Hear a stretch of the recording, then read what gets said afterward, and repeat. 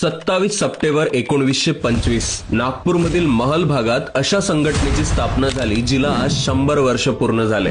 Doctor Keshav Baliram Hedgewar यांनी राष्ट्रीय स्वयंसेवक संघ म्हणजेच RSS ची स्थापना केली। डॉक्टर हेडगेवार यांचं कुटुंब मूळचं तेलंगणाच्या कांडकुर्ती गावातलं होतं।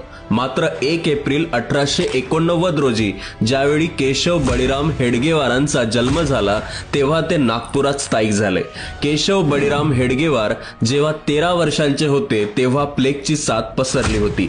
या साथीत केशव बळीराम हेडगेवारांच्या आई वडिलांचं निधन झालं। संघाच्या सुरुवातीच्या अनुयायांमध्ये भैयाजी दानी, बाबासाहेब आपटे, बाळासाहेब देवरस आणि मधुकरराव भागवत, सरसंघचालक मोहन भागवत यांचे वडील होते। RSSच्या मते ही एक सांस्कृतिक संघटना आहे ज्याचा उद्देश हिंदू संस्कृती, हिंदू एकता आणि आत्मनिर्भरता या मूल्यांचा प्रचार करणं आणि प्रोत्साहन देणं आहे।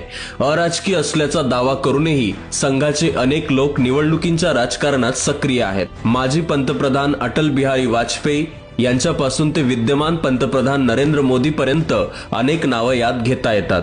महात्मा गांधी यांनी ज्यावेळी ब्रिटिश सरकार विरोधात सत्याग्रह सुरू केला तेव्हा डॉक्टर हेडगेवार हे त्यात सहभागी झाल्याचं म्हटलं जातं। मात्र ते व्यक्तिगत रूपाने यात सहभागी झाले होते, संघ यात सहभागी नव्हता। याचं कारण सांगितलं जातं की राष्ट्रीय स्वयंसेवक संघ कुठल्याही स्थितीत राजकीय घटनांपासून दूर राहावं अशी त्यांची इच्छा होती।